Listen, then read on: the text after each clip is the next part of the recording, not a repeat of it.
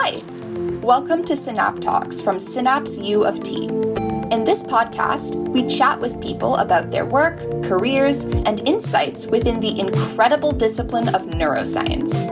In this episode, Gina and Indira met with Danielle Nadin. Danielle is a medical writer and learning strategist who co-founded both Black in Neuro and SciComm Collective. We filmed this episode in March 2024, but the ideas in our conversations are timeless. Enjoy!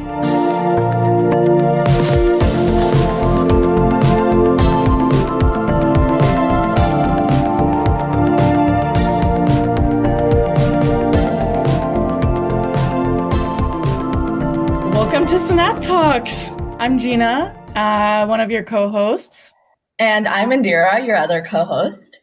And today we have Danielle Nadin, co-founder and past director of finance, Black in Neuro, co-founder, SciComm Collective, senior medical writer, and learning solutions designer of Metrics. Hi, Danielle. Hi, it's nice to be here. How are you doing? Thank you for joining us. Absolutely. Mm-hmm. How are you doing today? I'm good. I'm enjoying slightly warmer weather here in Montreal and looking forward to chatting with you both. Amazing. All right, let's just jump into it, Indira. Yeah, for sure. So we introduced you. We know you work at Black in Neuro, so I want to know more about what your current professional role is, and just please elaborate on that. And what are your favorite aspects of your day-to-day? Absolutely. Yeah. So I have a couple of different roles. So I volunteer for two nonprofits, Black in Neuro and SciComm Collective. And then my 9 to 5 is as a senior medical writer and learning solutions designer at a company called Metrics. So I'll start off with what I do at Metrics because that's the bulk of my day. So as a medical writer there, I work with clients in the life sciences industry. So for example, pharma companies, medical device companies. And my job is to develop marketing and training pieces that help to make medical information easier to understand. So that could be, for example, writing a training module for pharma sales reps so that they can understand how a medication works. Or it could be writing a piece like a brochure that is going to go to a patient so that they can better understand how the treatment they're receiving fits into their treatment journey. Wow. So it involves a lot of writing and working with graphic designers, some editing too. That's really cool. Mm-hmm. Yeah, thank you. And then the other two roles that I mentioned, I'm part of the nonprofit. So I was previously on the board of directors for Black in Neuro and SciComm Collective. And those are organizations I co-founded during my undergraduate and graduate studies at McGill. I can go into that a little bit more later, but now I'm no longer on the board, but I still volunteer and help keep those organizations running. Mm-hmm. That's really cool. Thank you for sharing that. It sounds like you have a lot of creative as well as technical skills that you need to blend together to implement those. And I think it's really commendable making scientific and medical information accessible to the general public, because a lot of the times it's a lot of technical jargon that most people don't understand. So that's really cool. I want to ask you, what has led you to here? What are previous positions that you've held that have led you to where you are currently? For sure. I'll say that I was someone during school, when I was doing my undergrad and my master's in neuroscience, I didn't really know what I wanted to do. I knew that I really loved science and life sciences. I liked doing research. And I know this is something not a lot of students necessarily like, but I really liked writing my thesis, writing posters, presenting my research and talking about it, writing about it. So that's what led me to science communication. During my master's, I was kind of trying to figure out what I wanted to do next. And I spoke to some mentors through various professional development activities and programs at my school and realized that science communication was a career path. And then from there, that's kind of what I've been pursuing ever since. Amazing. Wow. That is so exciting. And insightful because a lot of the students, as mentioned before when we were chatting about this, was that a lot of students in their undergrad also just don't know what they want to do. They're studying something, and there are a couple of paths that are in the headlights, but there are so many more careers behind those big three options. For example, a lot of students think that if they're studying sciences, they can only go into medicine or research. But for example, you're talking about psychom and medical writing and how there's more to that. You can put your love and passion into different areas to help all these people, because all these patients, they're going to need some accessible healthcare, and you're bringing that, which is amazing. Thank you. Yeah. I wanted to ask about within your career, for example, what are some future aspirations and goals, or do you have any other future aspirations and goals outside of where you're at right now? Absolutely. Yeah. So I'd say I'm still pretty early on in my career. I've been a medical writer for around 2 years now. And then for a year prior to that, I was in another science communication role. And so I'm still at that phase where I really want to try different types of communication. So writing for different audiences, using different formats to try and get a sense of what I like. Long term, though, I would love to be like helping I want science to be communicated to as many people as possible. Right now, it's more with pharma companies, patients, but the general public at large. Like if what I'm doing can reach more people, that would be really impactful for me. So you said you're testing different kinds of audiences and talking about different things using different jargon. What's your favorite so far? And what have you been doing the most of? Yeah, so I would say in my current role, most of our communication is in the written format with visual support. So, for example, building training modules or brochures, pamphlets, stuff like that. But I do every now and then get to work with more visual, so like video.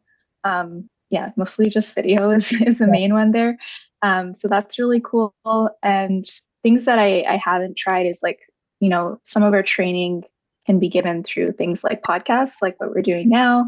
So working more with audio, and also just getting out of like the classic like written format, and maybe there's a lot of science communication that happens informally. So through events or through like experiences, like museum exhibits and stuff like that. So that's a whole world of SciCon that I haven't touched on yet. Yeah. Wow. That's really exciting. That is really exciting.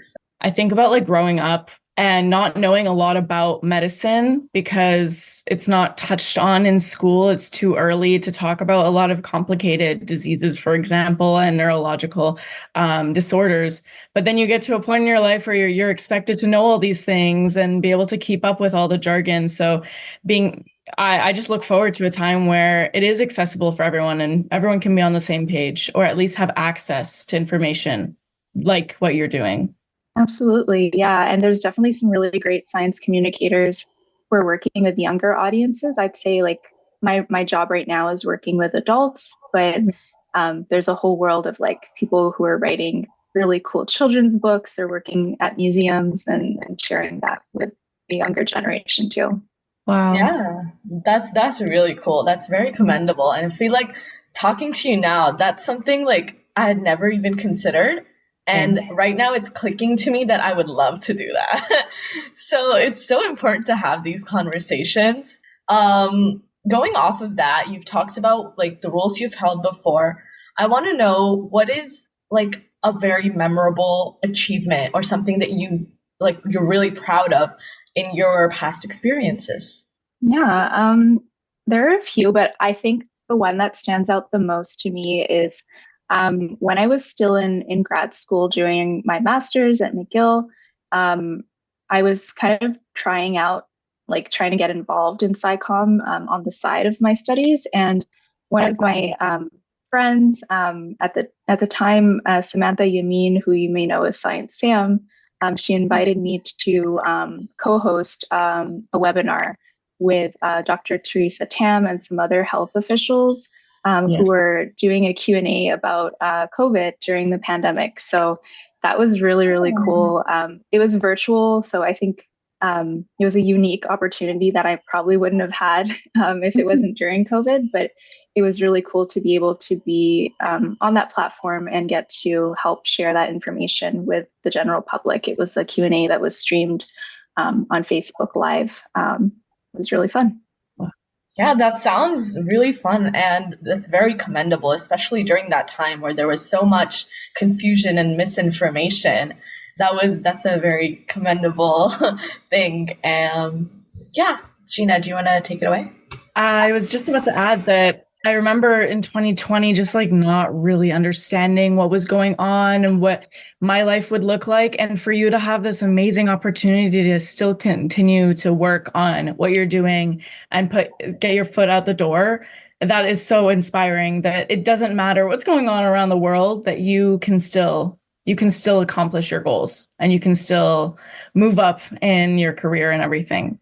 Yeah, I will say though, like I was lucky and like in a privileged position in that sense that as a grad student, although grad students are marginalized in certain ways, I at least had like a stable income and like I had the option to like volunteer and explore things. I know that COVID was not so kind for a lot of people, so I'm definitely grateful that I had that opportunity. Yeah, I just want to recognize that it was a privileged position to be in. Very well said as well. I just wanted to touch on what advice you would have for students who want to move into scientific communications or are in their undergrad, they're feeling a little bit confused about the kind of opportunities that there are outside of university. Absolutely. So I'll answer the second part of your question first. I think just to reassure people that it's very normal to not know what you want to pursue as an undergrad. Like you said earlier, besides these like big 3 or 4 options that we hear about all the time, a lot of careers we don't know about until we talk to someone who has that job. And there's hundreds of different jobs that you could be doing.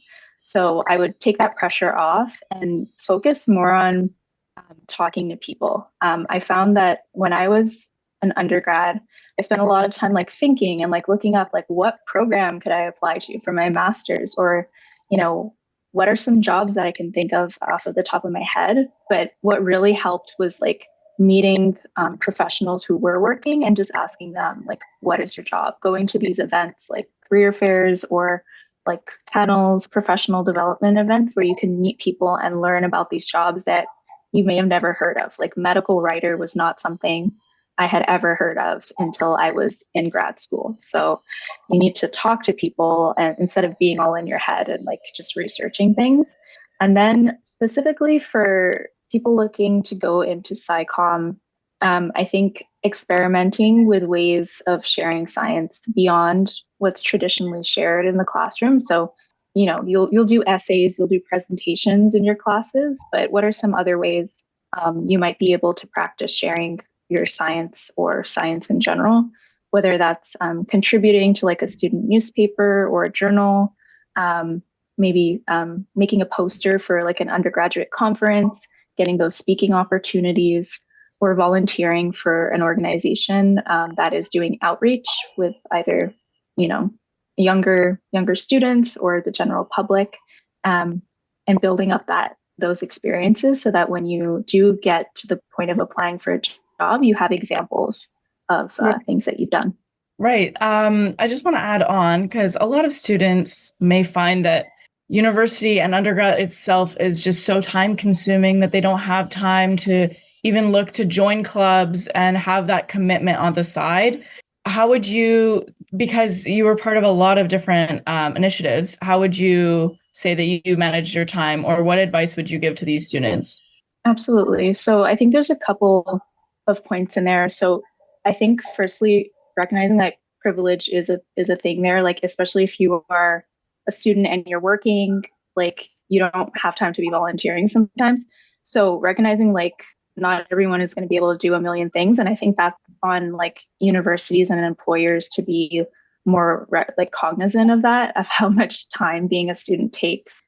Like I'm also thinking of like applications for grad school and for grants, like they need to consider not everyone has time to volunteer, but if you do have time to volunteer and do these things, picking maybe one, and it doesn't have to be a big commitment. It could be like an hour, like every 2 weeks or something like that. Something small, but that over like your undergrad degree, which is 3-4 years, depending on where you are, like that will build up and it'll build up to some experience. So you don't need to like I know there's people who are in clubs who are like volunteering like 10 hours a week or more. You don't have to be doing that. You could work on, writing one article for student newspaper during your entire semester or even during the entire year. And that's still more than doing nothing. So I would say starting small is okay.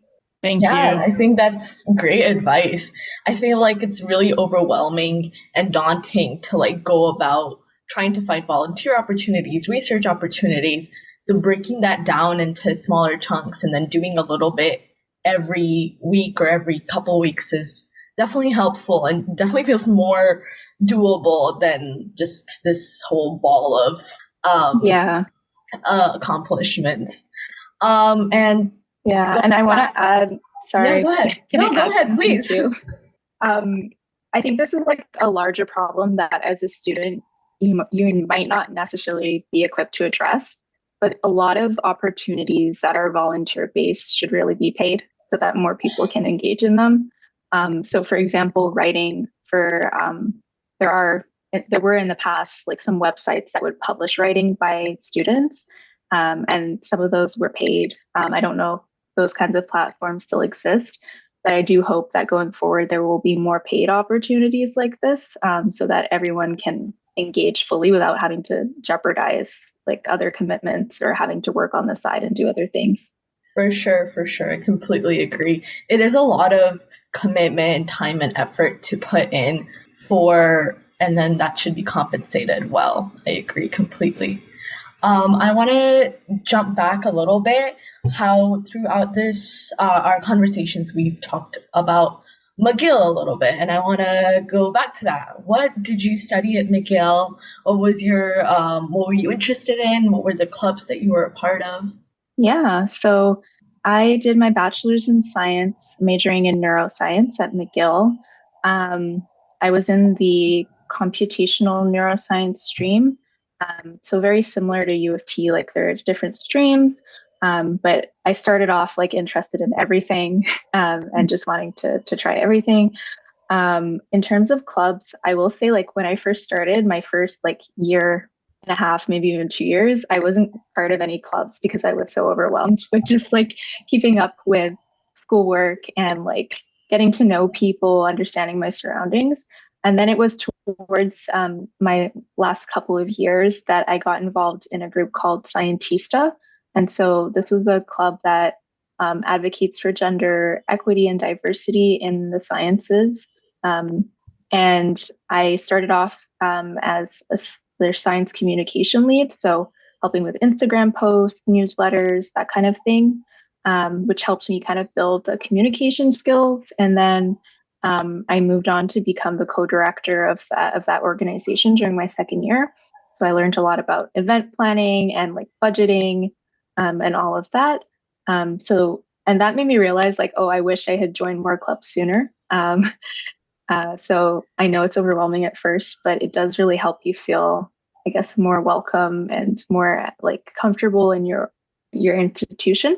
And then during my last year, I also joined a group called Neurotech X. We have like a student club at McGill. I think there's one at U of T as well. And so we participated in this annual challenge where you have to build a neurotech like device, and you compete against other universities. McGill at the time, I think we had won like 2 or 3 times. So it was really cool to be part of an experienced team and like learn from them. We got to build a keyboard that was controlled by EEG. And then I stayed on my second year, which was when I'd started my master's, and we built a wheelchair that was controlled using EEG and EMG. So that was really fun too. Wow, that's incredibly cool. Can you tell me more about the wheelchair? That sounds so cool. Yeah. So you might be able to, it feels like a long time ago, but I guess it's like 5 years now. Because of COVID, I have no perception of time, but you could look it up. The wheelchair was called Milo, And so we had a wheelchair that was donated from the physical and occupational therapy department at our school. It was not functional anymore. So we kind of played around with attaching a microcomputer to it so that it could control like the steering. It was an electric wheelchair. And then we worked with portable like consumer EEG electrodes to try and get a signal of people imagining moving their right or left hand on the motor cortex. And we were able to train an algorithm to detect which side the person was imagining movement on, and then get the wheelchair to turn that way. And we also had a few other features that were controlled using EMG for like the jaw muscle.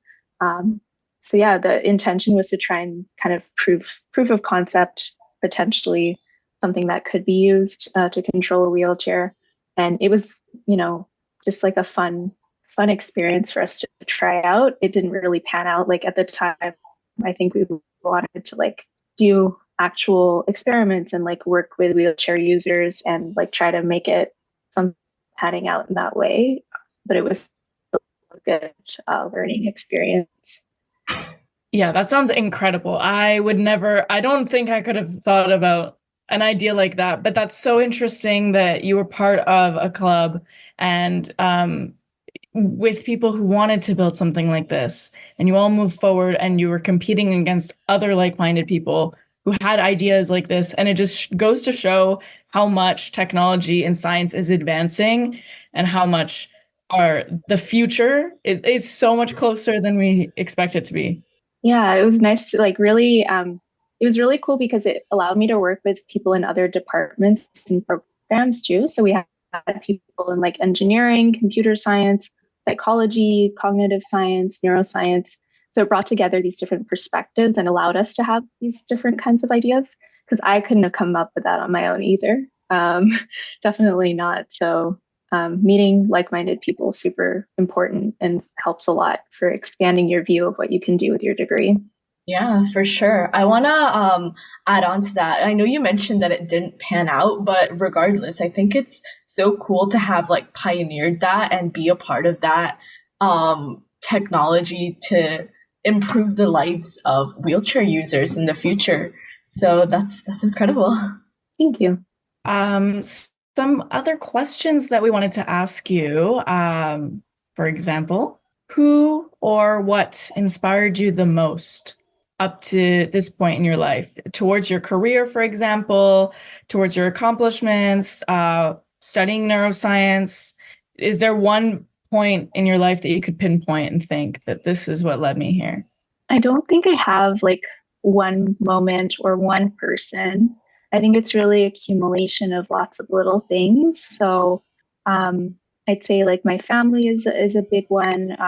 My interest in neuroscience kind of came from a combination of some family members' experiences with neurological disorders, which had impacted them. And I wanted to kind of learn more about how those health conditions worked. And then also my own experiences with mental health, and wanting to understand that too, because psychology and mental health and all that was also part of neuroscience.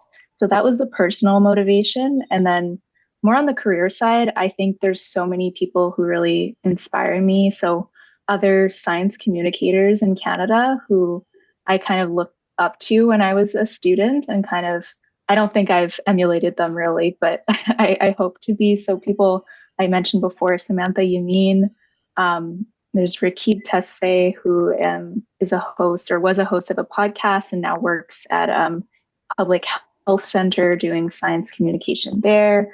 Alexandra Gillet, who is someone who's at McGill and who is now a freelance person doing science communication, knowledge mobilization. So all these people who are a little more further along than me in their careers, but still close enough that I can feel like, oh, that's attainable. Those are people who are really inspiring to me. I love that. I love that you can look towards the future and see, like, this is what I want. They're there. I can do it.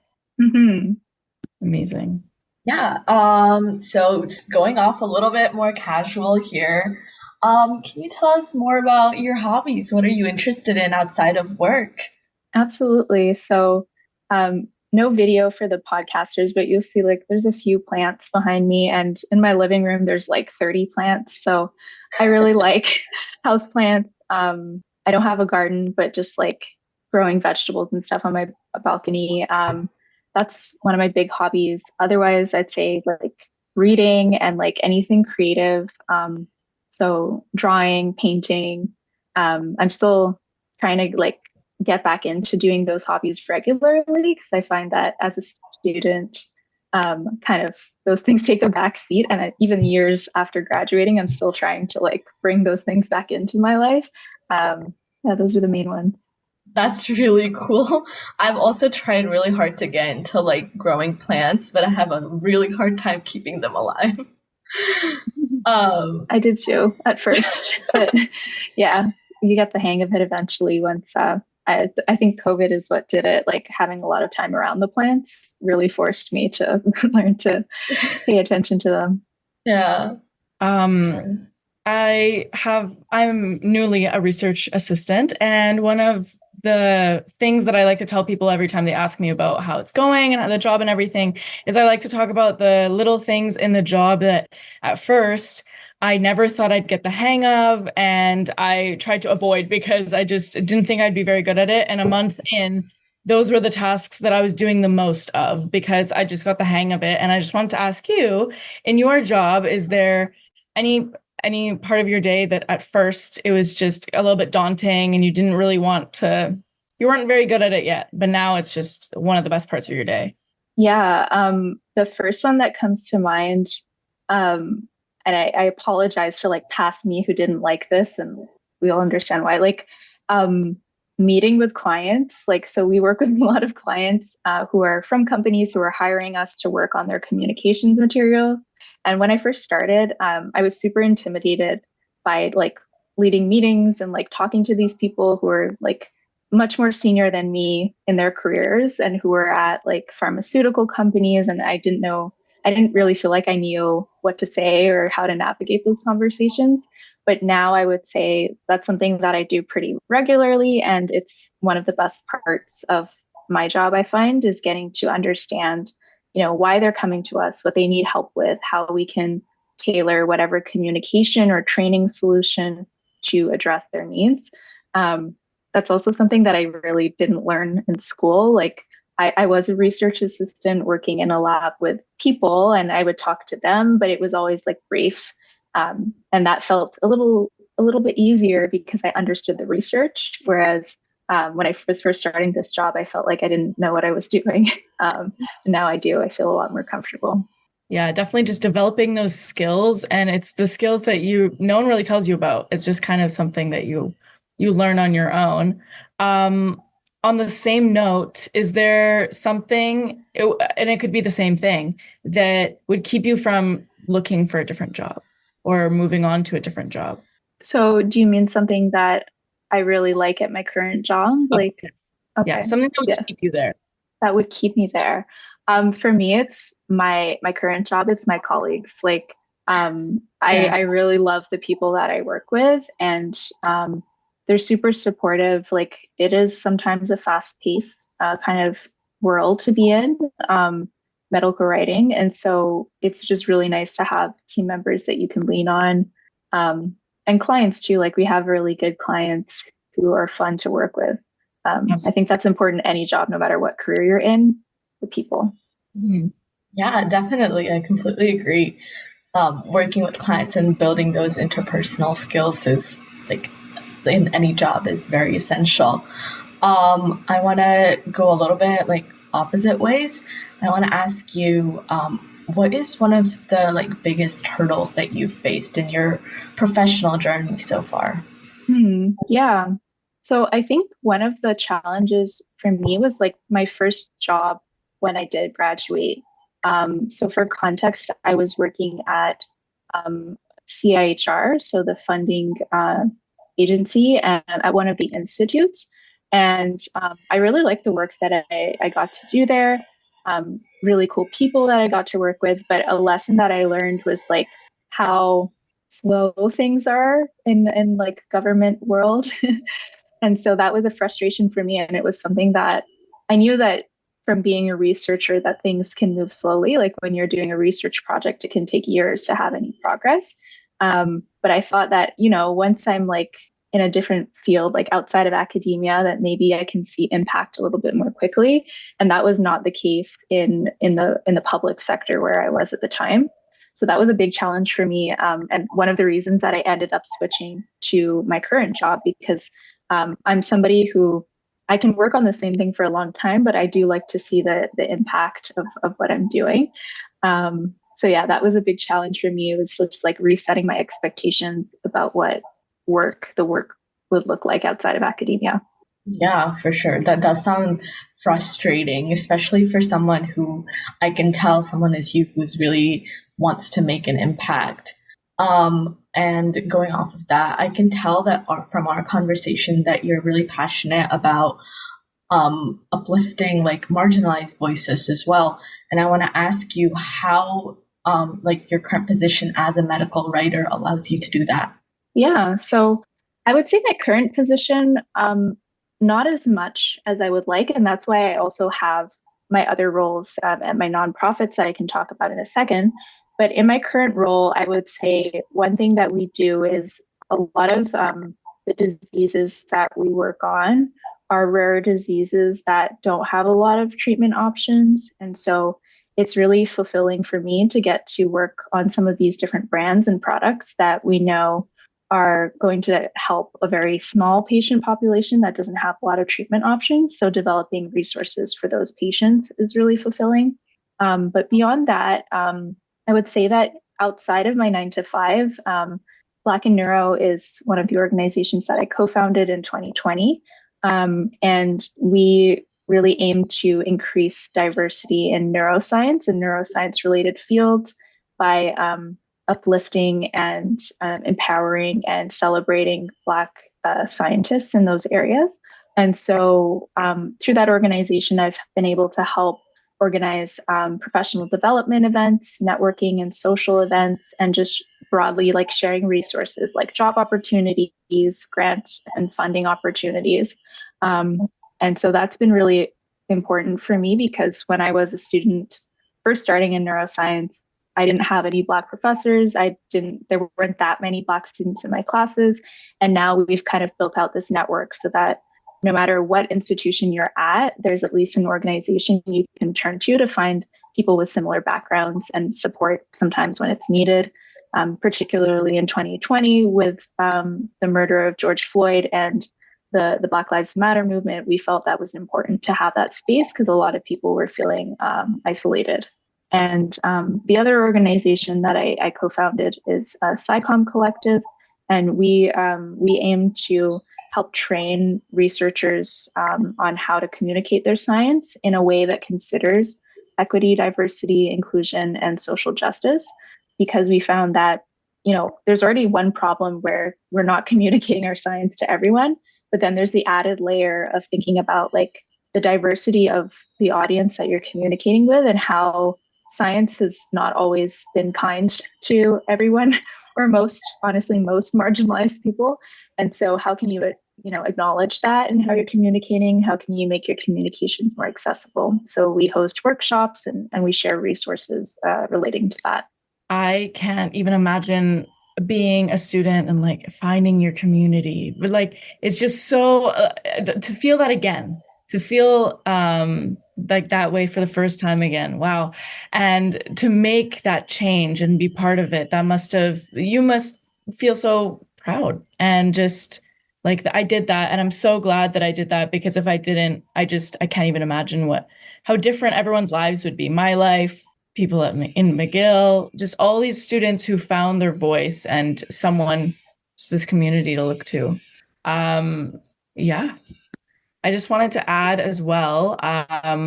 So with these clubs and being part of it and co-founding it, what was your favorite part of those positions? Because you talked about different clubs and the different roles you had in those, but specifically for like Black in Neuro, for example, what was your favorite part about co-founding, being a part of it, leaving that behind?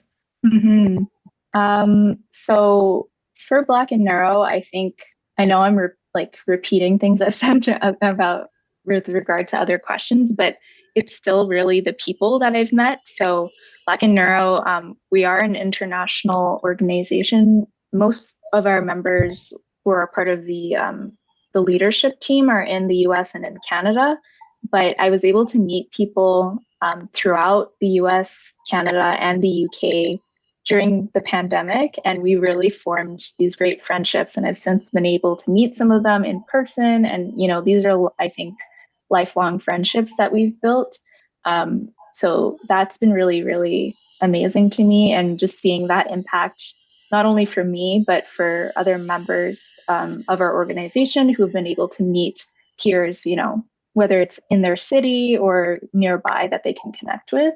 And then for SciComm Collective, I think that was one that was founded locally when I was at McGill. And since then, a lot of the people who are part of the leadership team have graduated or gotten to, do their graduate studies elsewhere. So we're not all in Montreal anymore, but we stay in touch. And what I really liked about that is getting to explore my creative side.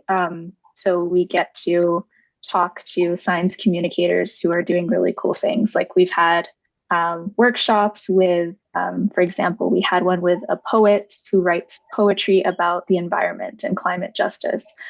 We've had people who make zines and pins and stuff relating to science. And so just seeing all these really cool ways that people are sharing science, it's really exciting and makes me want to get involved in these different methods of communicating. Yeah, definitely. That sounds really cool. And it's so interesting to see, because a lot of people think that art and creativity is so separated from STEM, but there's such an intersection there, and you can do so much with both of them, especially for people who may think that they need to leave the artistic side behind if they want to pursue science or technology. But talking to you, it's clear that that's not the case. There's a lot of creative options even within STEM. So that's really cool to hear. Yeah, that's a big, important lesson I think that I've learned throughout my career. When I was younger, elementary school, high school, I really was an artistic person who felt torn. I had to choose between art and science. And I feel like my career now really allows me to blend all of those things. So the message is definitely there's not a dichotomy between those two areas. You can definitely pursue both. Yeah, definitely. I also want to say, you talked about a message kind of similar to that. What is the legacy you wish to leave behind at your current professional job, or just out on the world in general? What impact do you wish to make? The impact I hope to make, and people can tell me if I've accomplished it or not, but eventually throughout my career, I would really just want to improve the way that we communicate science with the public, with whoever the audience is. I think that science should be accessible. It should recognize the diversity of the audience, as well as the social injustices that may have led to the science that's being done. And it should be easy for people to understand. I want everyone to be able to be excited about science. I'm particularly more interested in medicine and life sciences, but that applies to across the board. So if I can help change that and move that dial, that would be amazing to me. Yeah, that's really cool, and I think that's a very commendable goal. I think those are all the questions we have for you today. Gina, is there anything else you want to ask? I just wanted to thank you so much for allowing us to get to know you today. I learned so much more about the scientific community, and I have so much more to appreciate now, especially all of those careers that are being overlooked. And I look forward to appreciating a lot more of them. Thank you so much, Danielle. Thank you so much for joining. Thank you for inviting me. Yeah, of course. Thank you for joining. We hope to see more of your publications one day and in the upcoming future. And yeah, hope you have a lovely rest of your day. Thank you. Thank you.